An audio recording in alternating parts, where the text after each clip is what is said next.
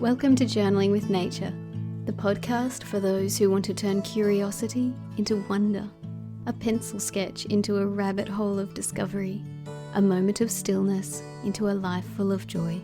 I'm your host, Bethan Burton. Let's open the pages of our nature journals and explore this world together. Hello, this is episode 45. Today I'm speaking with Candace Rose Rardon. Candace is a writer, illustrator, and visual storyteller. She spent more than a decade living abroad, immersed in the culture of each new country she would visit. Then Candace started traveling with a sketchbook and a small set of watercolors, and this changed the way she moved through the world and interacted with the people and the places she saw on her travels. I came to Candace's work through two separate channels. First, through the amazing global sketching movement she created called Moment Sketches, and secondly, through her work writing sleep stories for the Calm app. So I can't wait to share this conversation with you. Let's listen.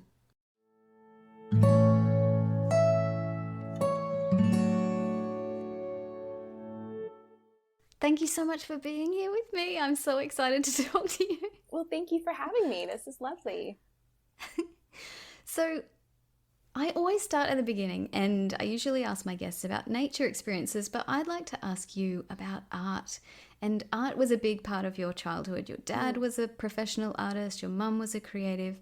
Can you talk about what it was like for art to be a part of your early experiences? I love that question.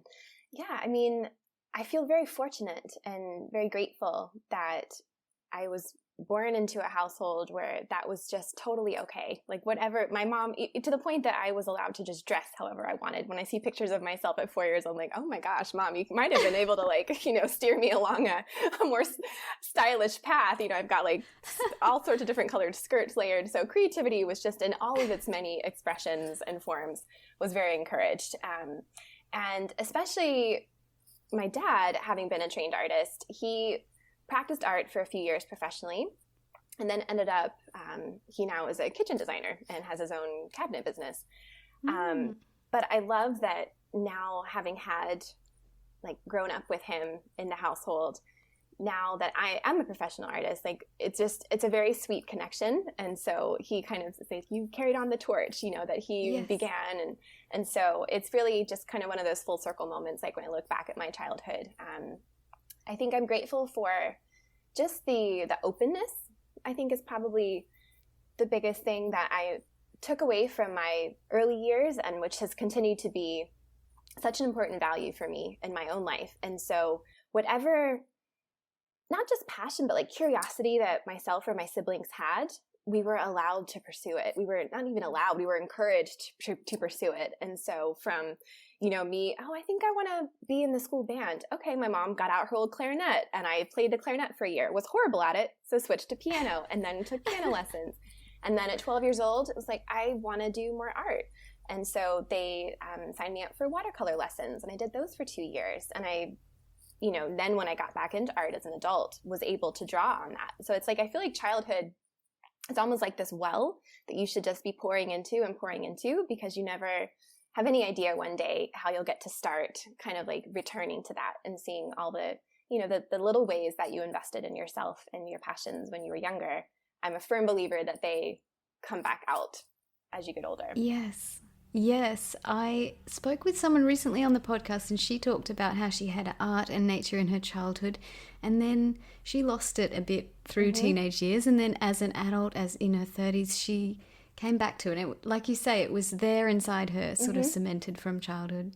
Absolutely. It's you just never have any idea when it'll come back out and the ways that it will express itself, but it's it's there. You just have to like a seed or an acorn, where it's hanging out there, and just the right way at just the right time, it's going to start to take root again. Did you feel like your parents were creative mentors, or was it just something that they did, part of normal life in the background? It was definitely a part of normal life, in the sense that my mom, when I was 5 years old, she opened a dance studio, and she owned her own dance studio for, I think I was 12 when she unfortunately hurt her back and had to sell the studio. So for very formative years in my childhood, I would go to school and then go to the ballet studio after, after school, and I told her recently, I was like, that was a power trip for me as a little girl, where it was like, I was the director's daughter. And so like the recitals every year, like I would just run around the theater as though I owned it. Like I was like, that was not good for, for my little impressionable ego. But just kind of being in that creative space where it was so natural. It was such a part of daily life. So I love that you asked that question, where it was very normalized. It wasn't necessarily something that was separate from like, okay, mom's at work and then we're doing ballet lessons. It was like that. It was all the same thing. And I think especially my dad also having his own business, like that kind of that entrepreneurial creative spirit. Yes. All three of us, my siblings and myself, now either work for ourselves or have like very serious side hustles and creative pursuits, because I think there was no other way. We were never going to end up in like very traditional paths where creativity was, very sectioned off from our day-to-day lives. It's always been a very fine line between the two. I love that. I love that so much. What a beautiful beginning. And so your life has just been completely full of adventure. You went to London with some friends on a bit of a whim, and then New Zealand, and then back to London to study travel writing, a master's in travel writing. Then travel writing became your job. You're a travel writer. You've seen the world. Can you talk a bit about this? It's such an amazing thing. I guess it's a lot of people's dream job. It was a dream that I didn't even know to dream, basically.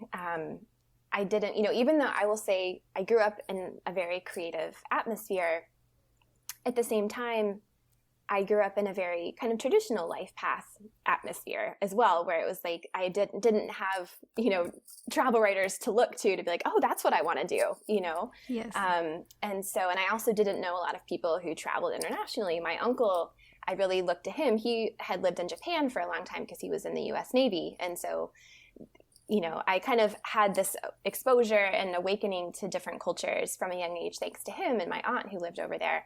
But still, in the majority of my close sphere of relationships, I didn't have people who were off, like, basing themselves all across the world for months at a time. And all I knew was that I wanted to travel and I wanted to see the world. It was just this like little dream that had always been there since I was super young. When I look at my journals from when I was 12 years old, it's all these like 100 things I want to do before I die. And it's like, see the Eiffel Tower, pick tulips in Holland, drink wine in Italy. Like, who knows? I don't even know where that came from. It was just, I think we're born with certain dreams that there is no very clear explanation for. But I didn't know how to make that dream of travel happen. And I was an English major. Again, my parents just encouraged me to do what fulfilled me. And so even though I was fulfilled as an English major, it was not exactly like there's no guaranteed life path for you when you get to graduation. But I had these two friends that invited me to go and live with them in London for 6 months after graduation. And for me, that invitation, it really was an invitation in the sense of something that I didn't know how to make happen myself. It was like the universe sort of sent these two guides to me just at the right time. They had already learned how to get your visa to go work in London. And so I was able to just sort of like piggyback on their decision and on their path that they had decided. And then once I got to London, it was like the world cracked open. And so then you realize, oh, this is like, it's, as easy as like, I had met some friends there who were like, hey, we're gonna go to Egypt for Christmas. Do you want to come? And it was like, Egypt? I can go to Egypt?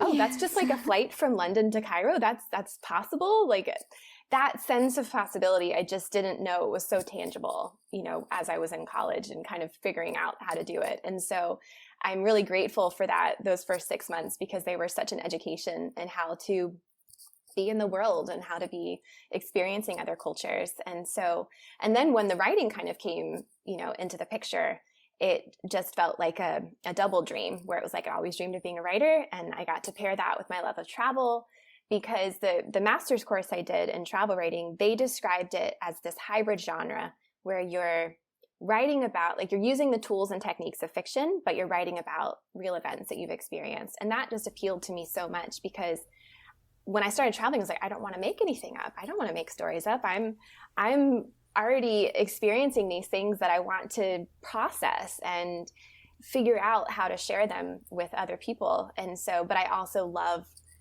the techniques of fiction, where it's like using beautiful literary language and using, metaphors and similes and things like that. And so it really just kind of came together very organically. It wasn't like I set out, I graduated with an English major. Next step on the path is I'm going to be a travel writer. It was very, very much more organic and kind of just unfolded one step at a time, which is always my favorite way for things to unfold, because then it really feels like you're kind of living your way into it. One of my favorite writers is Rainer Maria Rilke, the German poet, and he says, live the questions, because you couldn't be given the answers now. You have to basically live your way into them. And I really do feel that's how my whole path with travel writing and with art unfolded. It was just kind of living my way into it step by step. Yes. Oh, that's so magical. What a fantastic thing. Tell me about it. What is it about travel that's so special? I've heard you say that travel is a mindset. Tell me about what happens inside us that makes this experience so unique and so intoxicating. Why do we love travel so much?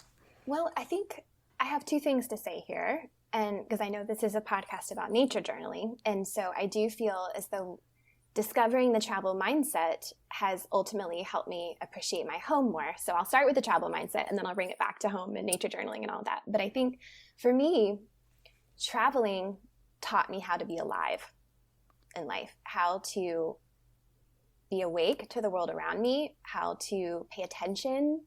I'm like getting chills just thinking about it, because there is something like when you are in a new place, like you just kind of parachute down into Bangkok or Bali, and that sense of wonder that you feel when you're somewhere you've never felt, and you just want to absorb every last little detail, the shimmering green of the rice paddies as they stretch out to the horizon, like that sense of like, where am I?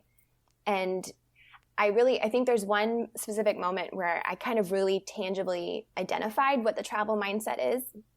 During my years of kind of wandering and being more nomadic, I had a stint where I was based in San Francisco for about 7 months. And I really, at that time, I felt like I'm settling down, I'm coming home. Mm-hmm. And I was viewing that season as a very, kind of bringing my travels to an end, even though they eventually kept going. But at that time, the important thing was that I had thought I was kind of bringing the travels to an end. And I had pitched my editor at National Geographic this story called Around the World in San Francisco, because one of the things I love about that city is all the different cultural neighborhoods they have. So they have Chinatown, Japantown, Little Saigon, the Mission District that's like full of cultures from around Latin America. And I was like, what if I do this story where I go to all these different cultural districts? And she's like, love it, great. And so I wanted to start with Little Saigon, because that was one of the places I had spent the least amount of time. So I, packed my little backpack, put my sketchbook in there, and put my camera in there. And I walked outside, and it was only a few blocks from where I was living. And so it was like maybe a block after I'd started walking, I was like, I should have my camera out, like in case I see something. And so I get my camera out, and I kind of put the string around my neck, and I start walking. And I was like, that right there is the travel mindset, where you are anticipating that you're going to see something that you want to remember or that you want to record. Whereas I feel like in our daily lives, we keep our cameras in our backpacks, and it's kind of an afterthought where we've got places to be, things to do, people to see. We're kind of going from point A to point B, kind of not really tapped into that wonder.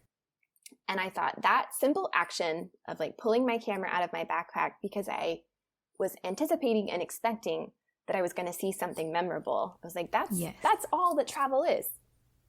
And so it doesn't have to happen in Bangkok or Bali. It can happen right in our backyards, where we literally just walk outside and put your camera on, or keep your phone in your front pocket so that you can record something and look for it, And so that mindset, I'm so grateful that I had the chance to discover and the chance to hone it. But ultimately, what I'm most grateful for about it is that I really do feel like it's helped me live my day-to-day life a little bit more alive and a little bit more awake. Yes. And to tap into that sense of wonder more often, and not save it for our trips and our journeys, which is very, helpful nowadays, now that we're like more than a year into the pandemic. It's like travel has not been a part of our lives. And so if we can still keep the traveler's mindset even when we're at home in our own backyards. To me, that I call it like the ultimate victory. I'm like, that's great that you can go out and travel and have adventures and be wide awake, but it's like, if you're still living your day-to-day life, I think without that sense of wonder, I think that's, for me, is like the ultimate journey. It's like once you get there, every day of your life is an adventure. That's so beautiful. And I love the way that you use the word wonder, because in nature journaling, wonder, it's all about wonder. We talk about that all the time. Exactly. John Muir-Laws's conference is called Wild Wonder. Exactly. And yeah, it's all about that. It's all about staying wide awake and alert to what's around us. And you said being dropped down into somewhere really exotic, like, where am I? And I love that, because I think that about the world all the time, like, where am I? I'm a human being, you know, here I am on planets, like, hurtling through space. Where am I, you know?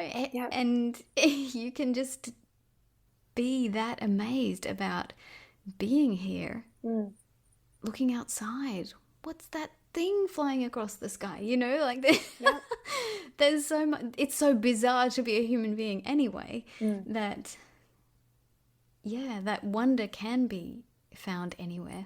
Absolutely. Anywhere and everywhere. It's just waiting for us. We just have to go answer it. Wow, I love that. So after you'd been traveling a few years and travel writing, you started capturing some of your adventures in watercolor. And I'd love you to describe that coming back to this childhood thing that you loved, art, and how you began using art to document your travels. It really felt like a homecoming, honestly. Yeah. So I had been, I did my master's in 2010. So I'd been traveling for just like a few years at that point. It was still very new. But already, my master's in London, and I was doing different like weekend trips around Europe at the time. And so that was like the beautiful adventure about being based in London, was it just felt like you're on the doorstep of the entire world. And so I'd get on a plane and I'd be in Croatia for the weekend, or I'd go to Italy. But as I was doing that, you know, at the beginning I didn't feel any different. But after a couple of years of doing those weekend trips, I started to feel like I was missing out on something. Even though, you know, having your camera out is important for the traveler's mindset, I still even felt like I was relying too much on my camera, where I was just spending the whole time I was in a new place just kind of running around, taking 2,000 pictures. I'd get on the plane and I wouldn't remember anything. It's like, what did I just spend the weekend doing? Did I actually see Croatia, or did I actually see Portugal? I'm not sure. If I look at my, you know, my travel journals from the time, they feel there's not a level of depth in them that I was really wanting. And so I don't know where it came from, but this little voice at one point while I was getting my master's, it just kind of like came out of nowhere, and it just whispered, and it said, take a sketchbook with you on your next trip. I have no idea what voice spoke that. Maybe it was my 12-year-old self kind of coming back to find me. But I listened to it, and I had this trip lined up to go to Porto, Portugal. And so I had told my mom that I had heard this voice. So for Christmas that year, she gave me this beautiful like 9x12, very thick, huge sketchbook. Like, talk about like trying not to be intimidated as a beginner. It was a terrible sketchbook to start off with because it was just massive. I was like, how am I ever going to fill this? She gave me a sketchbook and just 12 watercolor pencils. So not even watercolor paints, just the pencils. And I put them in my backpack with my camera when I went to Porto in January of 2011. So I just kind of celebrated my 10-year anniversary of being a sketch artist as an adult. And wow. I got to Porto and I did my first travel sketch there. And it's one of those things where it was like literally instantly, like in that very first moment, I felt different as a traveler. It was like not something that I had to kind of develop over a few months and gain my skills as an artist so that I would start to reap the benefits. It was like literally from the very first moment I opened that sketchbook, I journaled, like I did the sketch and then I just kept writing on the page. I was like, I have become the camera. Like I am no longer relying on any external device or machine to remember this place for me. I was very into film photography for a long time. And so I just used the metaphor. I was like, I feel like my mind is the negative and my eyes are the aperture. And I am soaking in this place and I'm like imprinting it on my mind in a way that I have never done before. And so I was hooked. There was no convincing needed. I was like, there's something to this. This is powerful. Yes. But it was also very personal for me, especially in that first year throughout the whole year of 2011, where I would just, wherever I would sketch, but I didn't share it, which feels like kind of a rebellious thing to do in this age of like, we almost overshare our lives now. And Yes. so it was like, I was a little bit like rebellious about it. I was like, this is just for me. I showed my parents and nobody else. But as I kept doing it, I was like, I think that there's something here. And so literally it was like a year and a half after I had started sketching where a lot of people in the travel writing world and travel blogging, they often talk about like, find your niche. And I had terrible time at that when I was just writing. I was like, I don't know what my niche is. I just like to be in wonder of the world. Okay. Is that not a niche enough for everybody? But it occurred to me, I was like, oh, maybe travel sketching is my niche. Maybe that's like something I could do here. And so I literally just set up like a little page on my website at that time and just put like 5 or 6 sketches. And then I went to a travel writing conference and I met this wonderful editor and travel writer named Don George. And he saw my little 5 or 6 travel sketches and he's like, you need to do something with those. You need to put them with your stories. And I was like, for some reason, it never occurred to me to actually combine travel writing and travel sketching. I was like, never the two shall meet. You know, it was like, this is my profession. This is my hobby. Oh, I can actually bring these two together. And so I'm so grateful to Don that he mentioned that. And then he went on to actually publish my first we called them sketch stories at the very beginning, where I would like have a sketch and then write like a little 300-word vignette to go with it. And so it really just, again, was an unfolding. It was not anything that I started out, like when I was on that trip to Portugal, it never occurred to me, oh, this is going to be what you do as a living. This is your profession. It was not at all like that. And so I love the way that life can surprise us. And just as long as we keep saying yes to like each little invitation, it's always amazing to me where they can eventually lead you. Yes, that's beautiful. It's lovely that he was there to give you that little push, or even to make that bridge, or just to give you enough professional validation to say, this is great, this is going to work, and this is your niche maybe. Exactly. Because I think that, there is something where like I try to not need validation as an artist and as a writer, which is very difficult because I know we love validation as artists. Yes. So it's very important to me to just, really listen to your own voice and just do it because it brings you joy. But there is also something when like someone who I had, really revered him, as he was he is still a beautiful literary travel writer. And so his opinion was so important to me. And so the fact, it wasn't just anybody telling me to do it, it was Don George telling me that I should combine my travel stories and sketches. And so every now and then I think the universe kind of knows when we need a little bit of an extra nudge and like our own voice isn't enough to, kind of push us further down a path. So I'm so grateful that that encounter happened when it did on my journey. I love this, just the gentle bit by bit unfolding of your story. It's so beautiful. Which I think, I just have tried to really immerse myself in nature journaling before our call. And I think that that's nature, isn't it, though? It's like things don't happen overnight. There is a gentle unfolding. There's a process of growth and, seeds lying dormant in the darkness first before they're able to kind of be brought to fruition. So I think we have a lot to learn from nature. And I think that patience is definitely something that I have, kind of patience and an understanding that things take time is one of the biggest things I've learned. Yeah. Well, I mean, even taking time is one thing about sketching in any form, travel sketching, nature journaling, urban sketching, green sketching, like you have to sit down, like you could snap a photo. You could have snapped a photo there in Porto, but you didn't. You got your journal out, and I don't know how long you took, but maybe an hour. And it's that gentleness. There's a gentleness to sketching. Absolutely. It can't be rushed. And I think in the world of travel sketching, but perhaps even in the world of nature journaling as well, there is, if you're wanting to connect with nature, perhaps there's a desire to go and hike all the hikes there are to hike. It's like you want to be out, you want to see it all. You definitely have that in traveling where it's like, maybe I'll only go to Porto once in my life. How could I sacrifice not seeing that particular neighborhood in exchange for doing one sketch? But I think there's a beautiful trade-off that happens. And I'll never forget, there's a wonderful sketch artist based out of Seattle named Chandler O'Leary. I don't know if you've come across her before. No. But I had the chance to sketch with her a few years ago when I was passing through Seattle.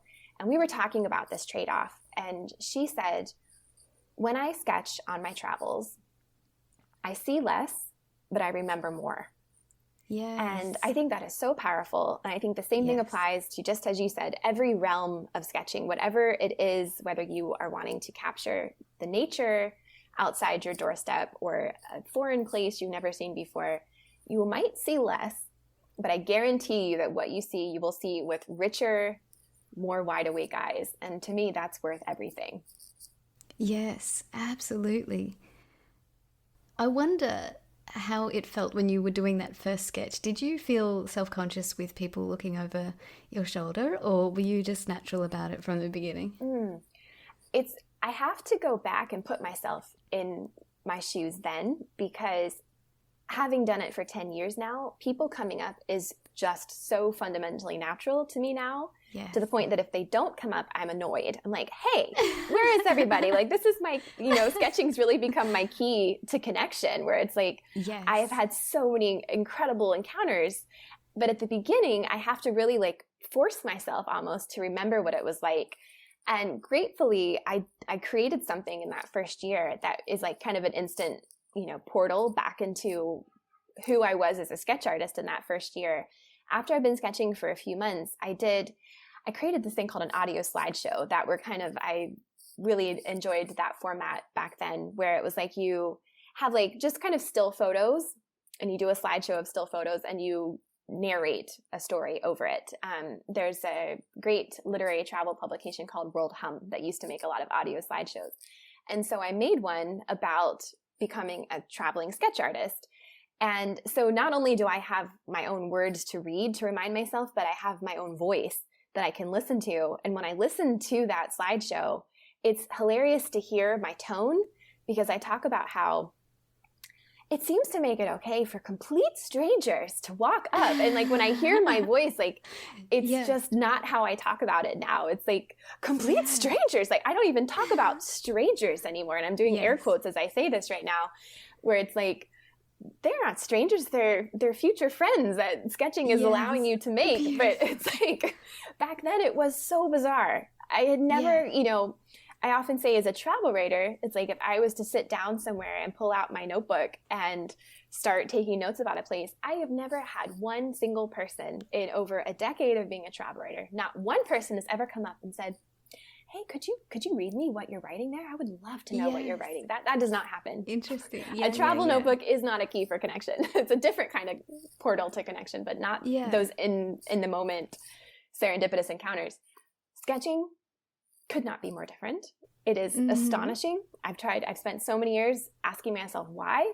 I think it's because art is so visual, because it is so immediate. You don't need to read a page of a journal to see what's happening. It's like you look at the sketch and it's just there. It doesn't need a language.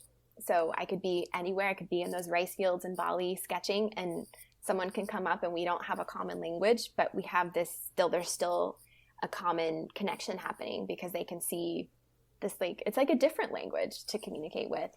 And so I am so grateful for that now, but I can definitely remember at the beginning where it was very bizarre. Like I remember when in that same first year that I had started sketching, I went to Croatia and sitting on the waterfront in the town that I was visiting, and people would just come up and stand, like literally, as you said, like right over my shoulder to stand behind me. Yeah. And I thought it was just the strangest thing in the world. I was like, go on, move on. But then kind of slowly I got more used to it, and it took a couple years for me to then realize, there's something profound here. Where I had this 1 week that I always point to when I went to Bosnia for the first time. I went to Mostar, which has just such a complex and heartbreaking past. The beautiful bridge there was destroyed in the 90s during the war, and it's been rebuilt. So there's just so much symbolism as well. And it's like, you can't grasp it. I didn't know how to understand it. And so I just did what I knew how to do. And I just would go out with my sketchbook every day. And I would just sit down literally on the streets, like on the sidewalks, and just like camp out. Like, for sorry, pedestrians and need to cross here, you're going to have to go around me. Because I would just like spread out for the day. And I met so many people in that town who would just come up. And there was like this one woman that came and she's like, "You're an artist?" I was like, "Yes." "Where are you from?" "I'm from Virginia." "You must come and have a coffee." And it's like, okay. And I got the impression that I shouldn't say no to this woman. Like, I'm going to pack up and I'll go have a coffee with you. And it turned out her daughter was in high school and also loved to draw and was an artist and had done an exchange in Virginia through some kind of sort of international peace organization that was like promoting exchanges between countries. And so then I met up with the daughter and her cousin, and we went out and sketched the Starry Most Bridge. And it was just one thing after another that week, all because I was sketching on location. And so I've really been on a journey. I'm sorry, that was probably a very long answer to your question about those encounters, wonderful. But it's something I feel so strongly about, and now couldn't imagine that not happening when I travel. Like I said, like I'm annoyed if I, am traveling and I don't get to meet anybody through my sketchbook, because I've come to rely on it. Those connections are now, if they don't happen, I feel like I've missed out on something, where it's like, I have to have those, just the names of people to know that like, I've seen just a little part of it. It's the same like when you go out and sketch nature, where it's like, I just want to put a name to something. If I can just name that one little leaf or that one little flower, I know it just a little bit better, And so I'm so grateful for the way that, art and just the simple act of pulling out a sketchbook can open so many doors. Yes, and you've just touched on something I wanted to ask you about. I heard you talk on another podcast about surprises, and the conversation was about how it's easy to have an idea about a new place or how a certain experience will be. Mm-hmm. And then there's the reality of how it actually is. And you talked about how letting go of expectations allows serendipity in, allows wonderful and surprising things to happen. And that's what happened when you were sitting on the ground and got asked for a coffee, Exactly. And you weren't expecting it. And yet that was one of the richest things that could have happened to you. Yeah, I love this idea about surprises, and I think it's the same with nature journaling. Like sometimes I'll take my nature journal out and I'll have the intention like, I'm going to sketch this plant or this bird, and then maybe that bird doesn't show up. Mm-hmm. But when I'm in the moment and I'm open to the moment, then I can be present with what's actually happening, and it might send me down a whole different road, but I'm investigating what's here, what's now, and it goes down another surprising direction. I love everything that you just shared, and I think it really connects back to what I said at the very beginning about openness. I think that is such an important quality to have, no matter where you're finding your inspiration, whether you're a travel sketcher or a nature journaler or whatever it may be. Going out, like, yes, we've got to get out our sketchbooks, but I also think we have to like throw open our minds and just be expectant of whatever the world has in store for us that day. I think there are so many interesting parallels between journaling your travels and journaling nature, where it's been really interesting these last few years because I have been more settled. So now I do have a home base. I live in Uruguay in South America. And as I look through my sketchbooks over these past few years from Uruguay, it's really interesting to see how much nature has like started to sneak into my sketchbooks. It's amazing, like when you're not in a new place anymore, it's like nature is what changes around you, and this past Christmas, we went away to the countryside for 2 weeks. The countryside is my absolute favorite landscape of Uruguay. It's that the beaches are beautiful. That's great. But like the countryside is what has won my heart here.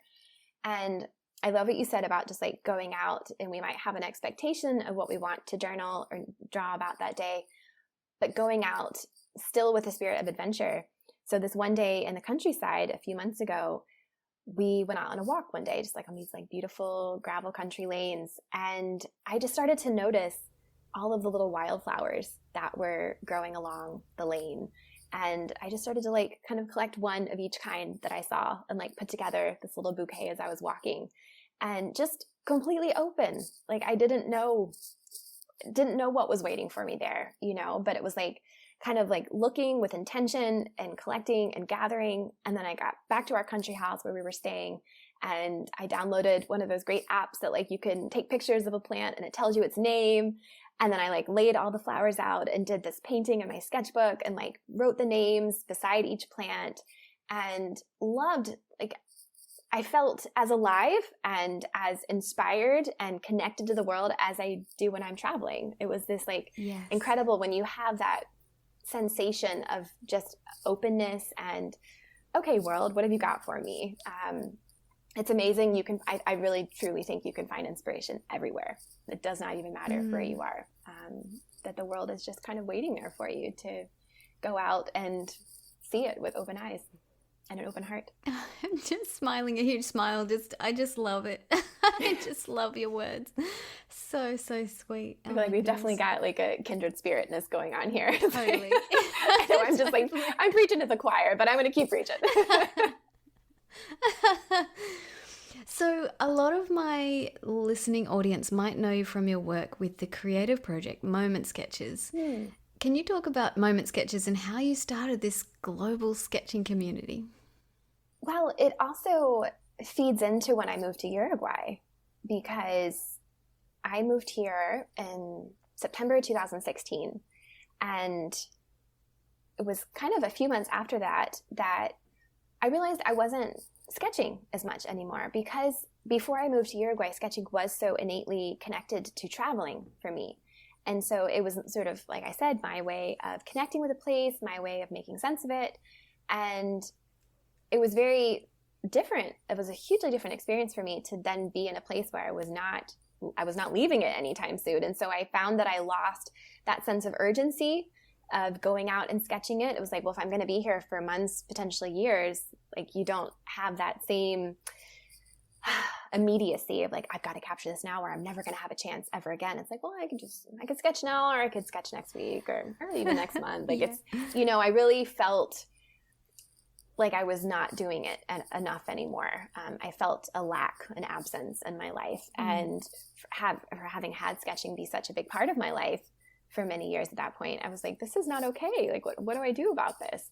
And again, just to credit another mysterious working of the universe, I got to Uruguay, and my now husband, then partner, he discovered, do you know the organization Creative Mornings? Have you heard of that before? So they are totally international. They're in like hundreds of cities all across the world, and they pre-pandemic would have gatherings once a month, early in the morning before people had to go to work. It was the idea of just like starting off your day with inspiration. Like it's not just about grabbing your coffee and going to the office. And so they are this amazing, like all the like incredible creative professionals speak there, and they have a different theme every month that all the speakers across the world try to gear their talks to this one particular theme. And so my husband, Jose, he connected me with the Creative Mornings group here in Montevideo. And he was like, I think you should speak for them. And so he, without me knowing, like sent an email to the two leaders of the group at that time and was like, my girlfriend, she just moved here and I think she'd be a great fit to like give a talk at Creative Mornings. And they said, awesome. We think she'd be a good fit for the February 2017 talk. And the global theme of that month was moments. And I started to think about it. And I was like, moments. It's all been about moments for me. It's like a word that I had never really used before then. But, it's like sometimes it really feels like a gift when someone gives you either a word or a phrase and it just connects and resonates on so many levels. I was like, it's absolutely been about, like, I was talking about being in Mostar for that week in Bosnia, where it's like those moments of sitting with a view of the bridge with my two new friends, sketching it together, like those ephemeral moments that you can never go back to. But when you sketch them, like the moments that we've sketched, I truly feel there's like this mysterious alchemy that happens where like they actually, even though they're so ephemeral, they become permanently ingrained in our brains and our bodies. Like when I get out my sketchbook, it's like an instant portal back to the places that I've sketched. And so I connected with these two leaders. They're like, yeah, our theme is moments. We think you'd be great to talk about that. And I had, it kind of started to pull it all together. So like, okay, here's this word moments. And then I had this desire to be sketching more often here in Montevideo.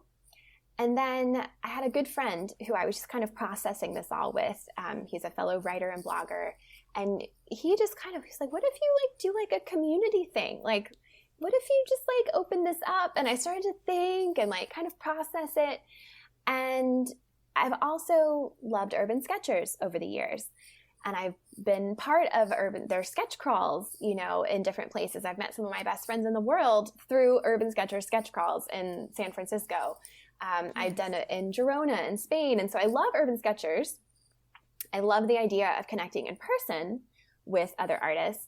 But I was like, what about a virtual sketch crawl? Like, what if you live somewhere where there aren't other sketch artists? Like, and what if we did this like online thing? And so those were like kind of the three main kind of like threads that I started to braid together as Moment Sketchers came into being. It was like this idea of the moments really being important. I wanted to have a community aspect for the first time ever. Before that, it was always just me sharing my sketches. I was like, I want to do something to facilitate a community feeling about it. And I want it to be online. I want people, no matter where they are in the world, to do this like virtual sketch crawl thing where we are connecting. I almost think it resonates very closely with what I believe in, where it's like, I love to go out alone and sketch because I think that's how I'm most alive to a place. There's also this beautiful sense of community with other people. So it's like the best of both worlds, right? Yes. And so that's where Moment Sketchers came from. And so then at the beginning, the timing worked out that I could start it at the beginning of 2017. And I had literally no idea who was going to join. I thought it was going to be Jose and myself and our best friends in San Francisco who were like, we will take part no matter what. I was like, okay, we'll be 4 people, 4 sketch artists. And because we're on different continents, I'll call it international. It'll be great, I had no idea what to expect, but it's just one of those things where you just like throw it out into the interwebs and people just find it and connect with it. It resonates. Yeah. And so it was started out as a monthly challenge. And I called it, the monthly challenges at the beginning, but really within months, I think it was maybe March or April into the first year, where I was like, okay, these aren't challenges. This is a community. This is a thing. Like the same people kept coming back every month. And it's like, so you get to know you feel like you're a part of their creative journey as well. One of the Moment Sketchers is based in Yorkshire in England. You should probably talk to her at some point as well. Raspberry Thief is her handle on Instagram. Yes. Angela. Oh my goodness. Yes. Angela Hennessy. In the 4 years that we had our monthly challenges, like she launched her business as a professional artist. So like she was just sketching at the beginning. I remember she was the one who would ask me like, oh, I'm a little nervous to go out and sketch on my own. What if people come up and see me? And so we would talk through things like that. And now it's like, she's just out every weekend, organizing meetups in Yorkshire, like all these things, it's like, it's been absolutely incredible to see the journeys that people have been on yes, over these past 4 years. And so it really was just, again, so organic, where I just thought I was doing this, like literally it was going to be for 12 months, like just for that 1 year in 2017. And it was like, no, by the end of it, you're like, okay, this has a life of its own. I very quickly realized it needed its own website, its own Instagram account. It was like, I felt weird to even be hosting it on my own platforms because it had such a distinct identity that I didn't want it to like people have to visit my website in order to see it. I was like, no, you should go to momentsketchers.com to experience it and to connect with it. So yeah. And the whole idea being, to bring it back to the moments, why Moment Sketchers, it doesn't matter where you are. It doesn't have to be, urban sketching where it doesn't have to be an urban environment. It could be nature. It could not be. It could be your living room. It could be your windowsill in your bedroom. Yes. I don't care what you're drawing. I don't care how you're drawing it. I really wanted it to be very accessible, very open to no matter any skill level, any experience with art. Are you literally sketching with a ballpoint pen on your notebook on a plane? Awesome. That's fantastic. You took 5 minutes to see the world through your own eyes, and that's all that matters. I never set a theme for each month. I thought about it a lot, but I really wanted to keep that openness because, first of all, I love that I just wanted people to just want to capture anything, whatever it was that sparked their curiosity that month. But what was really fun was seeing even though we didn't set themes, things would still materialize. Like there would be months where like everyone was sketching birds. And you're like, where is this coming from? I don't know, but I love it. Like I loved the serendipity of like, why is everyone using like a turquoise shade of blue this month? I don't know, but that's fantastic. Because we had people in both hemispheres. So I remember there was this one month where it was like, winter in the northern hemisphere, but there was all these like gorgeous blues coming out, and all of the moment sketchers in Australia are obviously in summer and they're posting their beautiful beach sketches. But like there were these connections that no matter the season, like it was like everybody seemed to be drawn to blue in this month. Who knows why, but I love it. It was like those kind of, serendipitous themes and connections would come out that I kind of didn't want to tamper with, where it was like, I just want to let the magic happen every month. And so, yeah, and just the moments of like, it doesn't matter what your moment is, but like, because you took the time, you honored that moment. And there was something really beautiful about sharing as well. That sharing aspect is so important, I feel like. And so the stories behind the moments, the cultural connections. We have one moment sketcher named Smita in northeastern India, and she would often, so often share like cultural aspects, oh, this is a particular sash that with a particular pattern that is often found in Northeast India, and she would share about it, and you could just see the comments of like everyone just being so fascinated to learn about it, so I think there was like a lot of different threads of connection, like the nature, but also culture, a lot of travel, obviously. So just all kind of, I loved that it was a very inclusive space, not only speaking to a skill level issue, but also just an issue of like inspiration that you truly can find it anywhere. That's so powerful in so many ways, for like capturing a moment in your own day, and also when you see them all together, like because it was done on one weekend each month. And so to see all the different moments, all the different things that people had experienced in one month, or rather in one moment at the same, on the same weekend, the world is so varied and so fascinating. And to share that and to see the spectrum of what people experience on the same weekend at the same time, it's really powerful. There's a quote I want to read. It's from a blog post you wrote, and it was at the end of the first year of monthly challenges for moment sketches. And you wrote, "I like to think that every time we sketched this year, that was our way of standing in the endless stream of life, staking our claim and saying to that particular day, this is one moment that will not pass me by." And that gives me goosebumps because it's claiming it, capturing it, and sharing it. It's really, really powerful and beautiful. You should be super proud of creating that. Well, thank you so much. And I'm realizing I forgot to say that before it was called Moment Sketchers, so that passage you just read was really speaking to, I initially called it Moment Catchers. Okay. And with the idea, when I gave that talk for Creative Mornings, I used the picture of a dream catcher, basically. And I said that our sketchbooks are like these dream catchers where we go out and we catch moments. And we had that name for a few months, and then I realized I needed to be more specific and make it Moment Sketchers. Because people were like, oh, can I take a picture and share it? Or like, can I don't know. And I was like, I do believe that like the sketching aspect is very important. Like, even though I'm so inclusive and try to like welcome everyone, I'm like, but I think there's sketching is what it's about. And so we did a rebranding a few months after starting it. And also people just started to call it Moment Sketchers, even when it was Moment Catchers. I think because of Urban Sketchers, like it was the people like, how's Moment Sketchers going? I'm like, no, it's Moment Catchers. And I was like, maybe I should just go with that. I like that. That sounds good. So yeah, this idea of catching moments. And that year when I wrote that blog post, I had also done a lot of blogging about art journaling as well.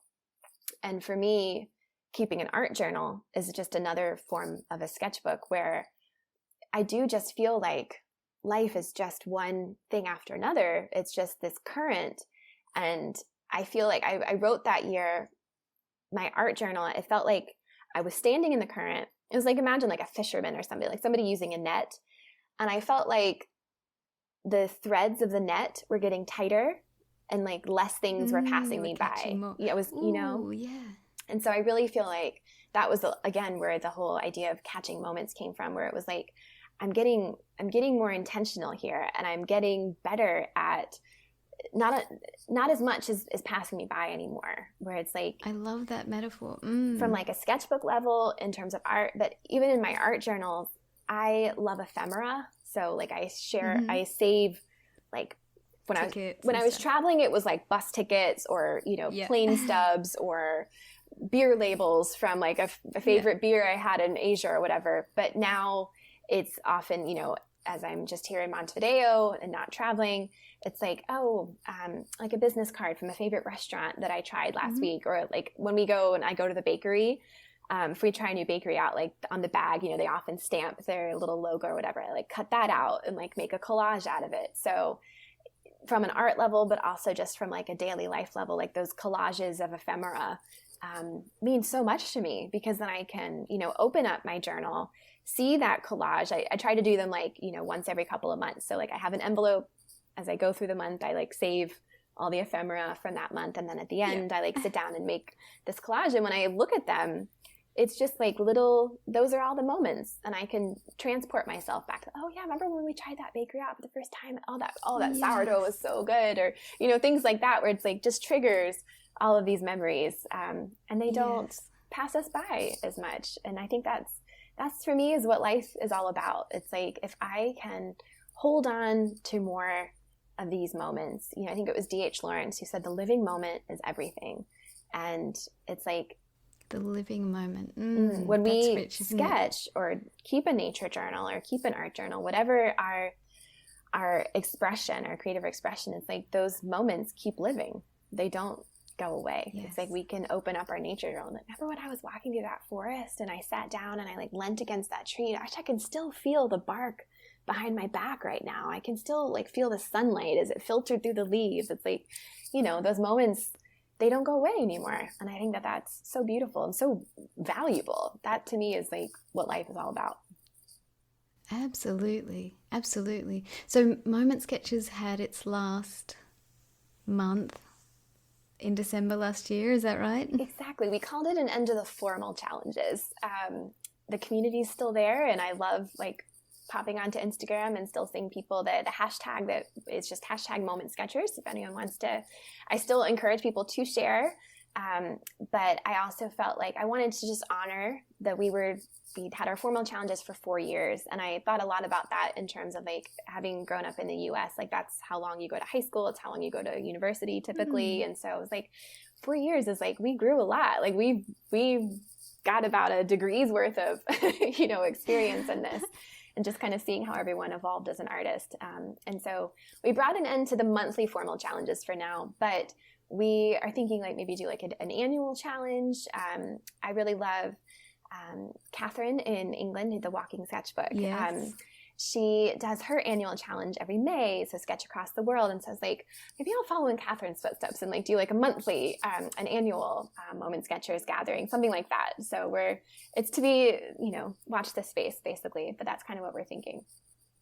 And you ended it so beautifully because you did a postcard exchange. And these exchanges that you did from time to time were so valuable. And I was part of it, and I got matched with someone in Germany. Oh my and gosh. he drew something for me, and I drew something and sent it off. And to have a postcard in your hand that someone from across the globe has put down for you, just for you, you know, it's really powerful. In fact, I'm turning right now and I can see them. I participated in 2 of them, and I have them beside me on my wall. And yeah, they're very, very precious. I think that was a beautiful aspect. Well, I have to give full credit to Angela Hennessy in England. It was her idea. We did our first one last February, so about a year ago now. And it was insane to watch the response to it. Like, it just took off like wildfire. We're like, wow, what is with the people love postcards, apparently. Yeah. And so it went so well that when we were talking about bringing the formal challenges to an end, I was like, we have to do another postcard exchange. Like, that just feels like the perfect way, like not only to bookend last year, but just to bookend the entire experience. And for me, like, I love hearing you share about it, because it felt important to me to have something tangible to mark the end with, because we were such a virtual community. You know, so much of the exchanges and the monthly challenges took place online. And even though I do believe those connections are as real as in-person connections, there was not as much to kind of hold on tangibly. And so I love the idea of these like little tangible keepsakes just kind of winging their way across the world. And Angela is the one who paired all the artists, and both times she was super conscious of wanting to connect people from not only different countries, but different continents. Like, she loved that idea. And I was like, I couldn't agree more, of just like these intense global connections. Just like imagine these lines just sort of making their way across the globe, of like just crisscrossing everywhere as different people were connected. Yes, I have this grand plan to create some sort of international a global nature journal exchange. And I don't know how to do it logistically, because it's going to be so complicated to send one journal and then it has the potential to get lost and all that stuff. But I think that is so powerful to have something in your hand that someone's put their love into, and their time and their pencil marks, you know. It's beautiful and powerful. That's on my list of big plans. I just, let me know when you do that, because I'm like, I would love to help, because I just think that those kind of things are so beautiful, especially when like that's a tangible journal that like 20, 50, however many people have invested their time and art into. I think that's just so powerful. It reminds me a lot, actually, of I went to Norway a few years ago, which is actually where my husband and I met. We were both traveling there at the time, and we met in an artist house. And the first time I went to this artist house, I did not know the nature of the house. I thought it was just a guest house. It was called Kunstnerhuset, and I don't speak Norwegian, so I did not know what that meant. And so I just show up at this, what I thought was a random guest house. And I was talking to the manager there, and I think I asked her, I was like, oh, how long have you owned the guest house? She's like, no, I'm not the owner. I manage it. It's owned by the North Norwegian Arts Council. She's like, Kunstnerhuset, artist house. I was like, no, I didn't know that's what that meant. That's very cool. How did I end up here? And it's been an artist house for over 50 years. It started in the 50s. And she's like, you've got to see the guest book. And she kept saying it. And I was like, okay, I'll look at the guest book. Like, okay, I'm going. I'm on my way to the living room. Like, show me where it is. And it didn't ever occur to me that a guest book in an artist house would be filled with art. And so she shows me there was like multiple, obviously after 50, 60 years, there's multiple guest books now, but the very first one was leather bound. It had like gold embossing on the front cover. Like, it honestly felt like it was something straight out of Narnia, where I felt like I was going to open it and be just transported to a whole different world. And I flipped through it, and it was exactly what you're talking about. Who knows how many artists had contributed to this book, but it was like every medium possible. There were watercolors, pastel, pencil drawings, cartoons. Some people had like painted separately and then pasted their painting in the guest book. Some people had drawn directly in it. And it is just the most incredible experience flipping through that kind of book. And so I love that's, your vision as well. It's going to be that same spirit of creative collaboration, Yes. In fact, now, having said that, I do have a journal that is making its way around the world, but it's very informal. It started with a friend and I and her young daughters who love nature and nature journaling. And so I sent them a journal that I had drawn in, and they contributed, and they were going to send it back to me, but then we decided maybe we'll send it somewhere else. And so we did that, and it's been to maybe 4 or 5 places, and it's already filling up beautifully.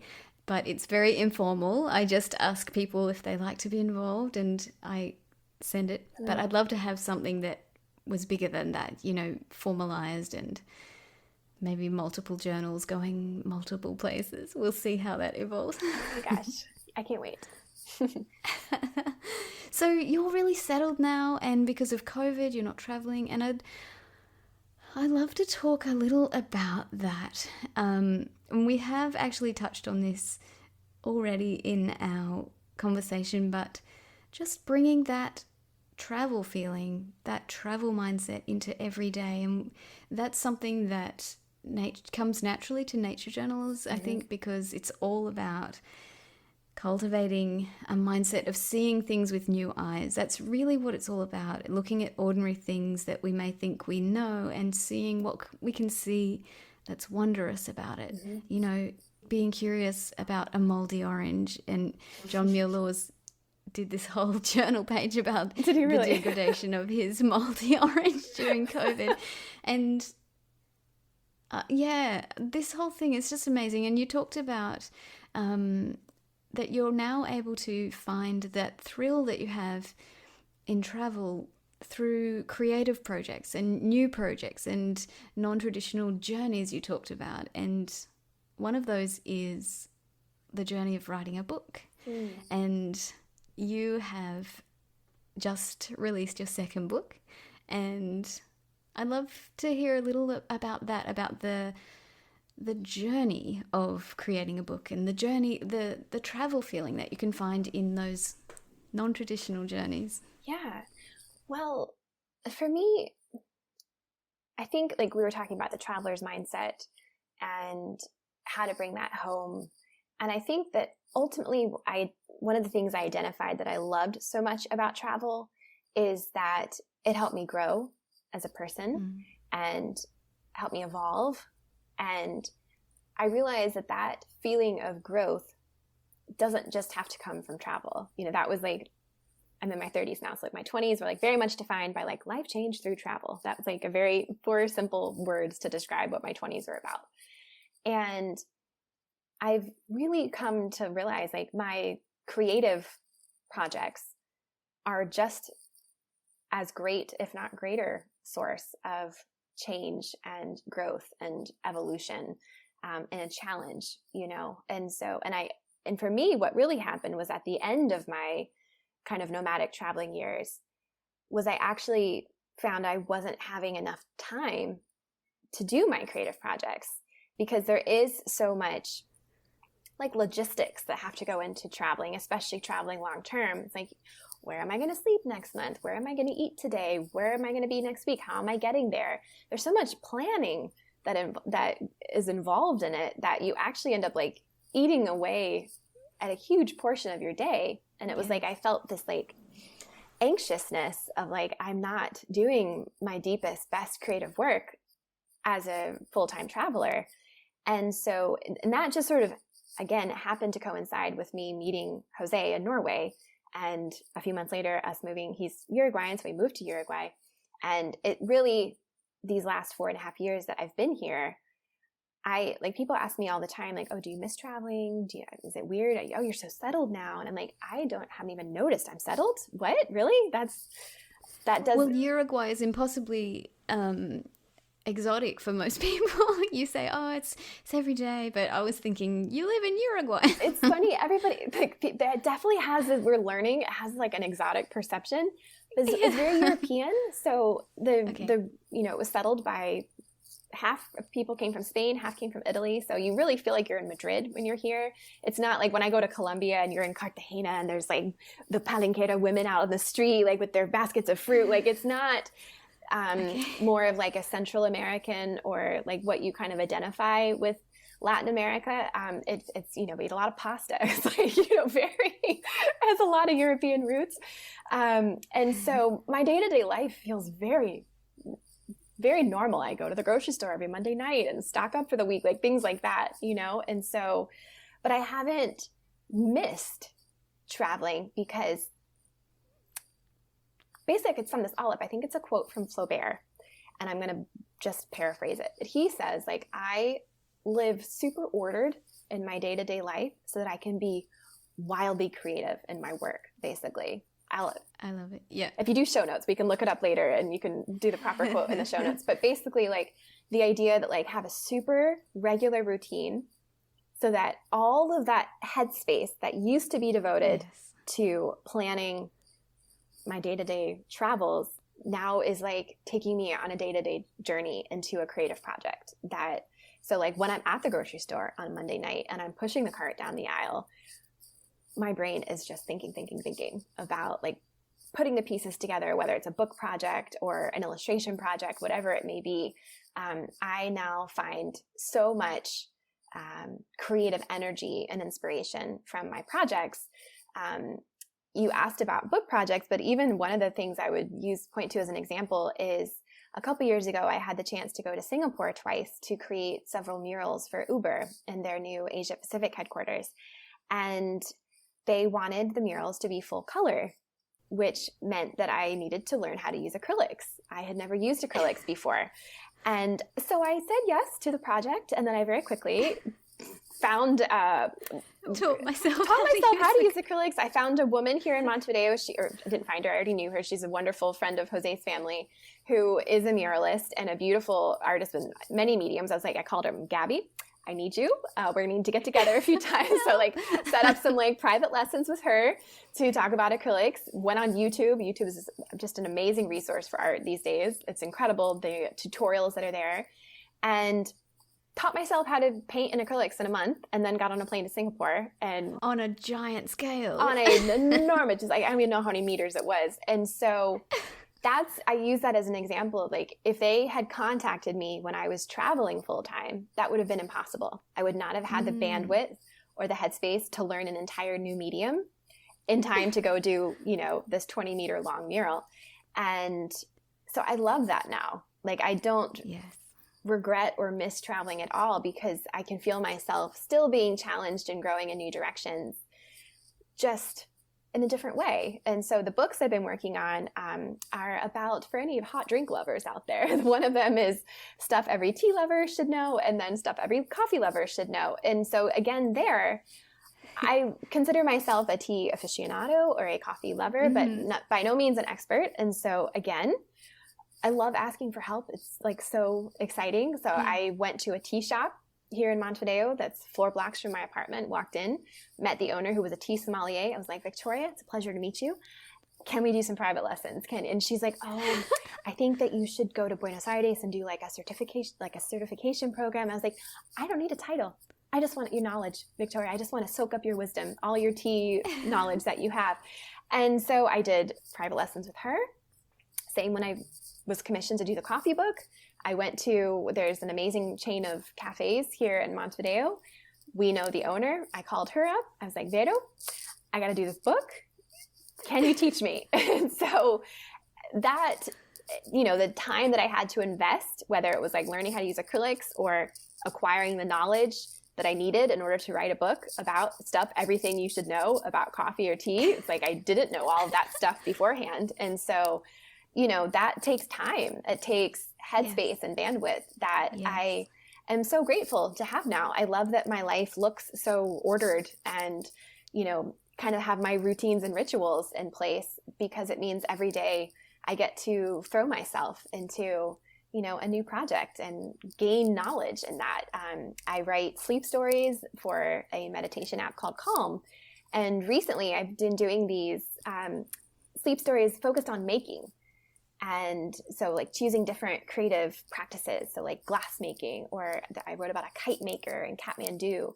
And I spend so many weeks researching before I ever write the first word. And so with the glass maker, like I discovered this female glassmaker from the 15th century who like actually was like created the Rosetta star beads that like we still have today. Like she's credited with like reviving that lost art. And so spent like probably 2 or 3 weeks, not even writing a word of that story, just throwing myself into like finding academic articles from journals and just the immersion, like how I used to immerse myself in a new culture by traveling through it.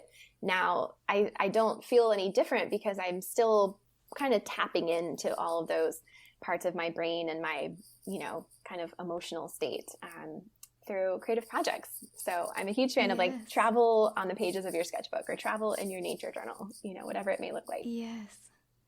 It was an incredible connection to me. Okay, so I have had trouble sleeping for years and years, and I came to calm, and I was listening to sleep stories, and I was listening to your sleep stories, and I had no idea that the Candace from Moment Sketches was the Candace I was listening to at night. One and the same. Until someone had tagged your personal profile in a Moment Sketches post, and I went there and just went, what? The same Candace? I was so impressed and so happy to make that connection. I love this, like mind blown. It's like when like Totally. different worlds that you didn't expect to kind of connect or collide. Totally. So funny. So sometimes I ask my guests whether they nature journal from the head or the heart. And I'm interested in what comes to mind when you hear this. Is your creative process from the head or the heart? I have never thought about that. And I literally am I'm tearing up a little bit just thinking about it. That's such a beautiful question. I'd have to say the heart. If my husband was listening to me, he'd be like, heart. Like, oh my gosh. He's the analytical, logical one. And I'm like, just wear my emotions on my sleeve. There's never any doubt what emotional state I'm in at that particular time.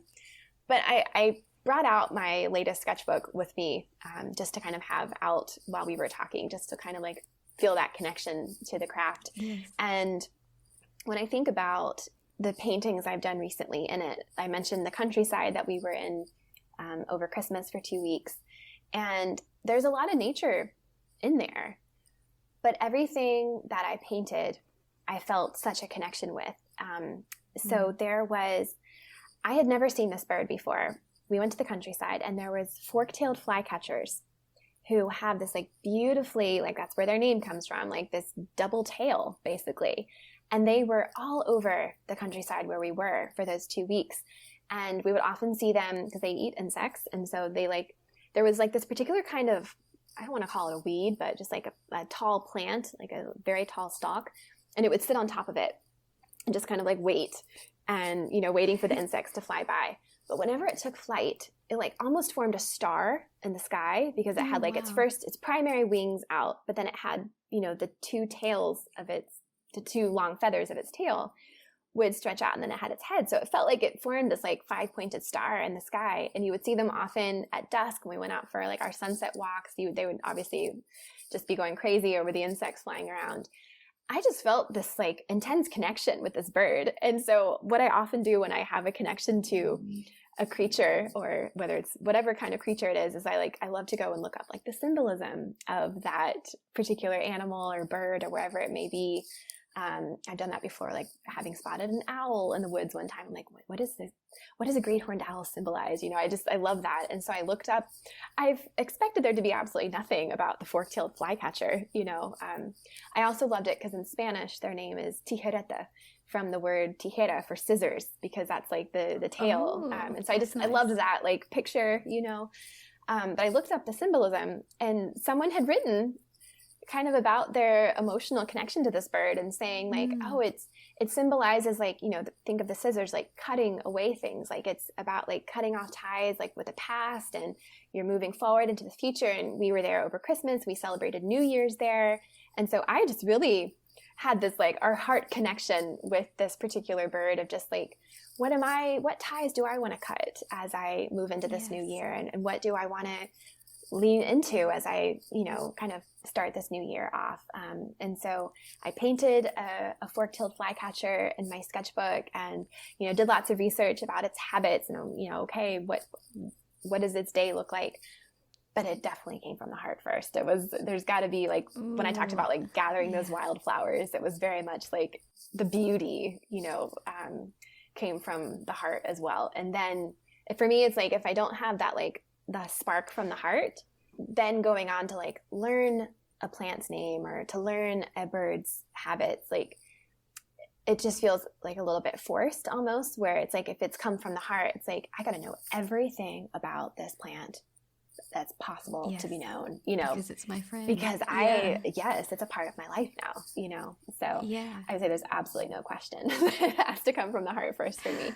I love that. Oh, wow. What a beautiful conversation. Thank you so much for being here with me. It's been an absolute pleasure. Thank you so much for having me. I feel like we could easily keep talking for just so many hours. I feel such a sense of connection. So I am just so grateful to have had the chance to have this conversation. Thank you. Thank you, Candace.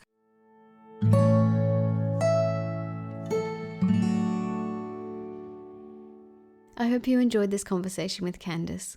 I love the way she spoke of the travel mindset and how the openness and exhilaration that we feel when we travel to a new place or a new country doesn't have to stop when we settle down at home. The mindset she spoke of is very much synonymous with the mindset that we talk about in nature journaling, the mindset of deliberately cultivating curiosity and wonder at everything that we find in our own backyards. You can find links to Candace's website and Instagram in the show notes for this episode. And if you have trouble sleeping like me, do consider the Calm app. They have lots of different sleep stories, and you can experience Candace reading you to sleep while she tells you of her amazing travel adventures. Thank you so much for listening. See you next week.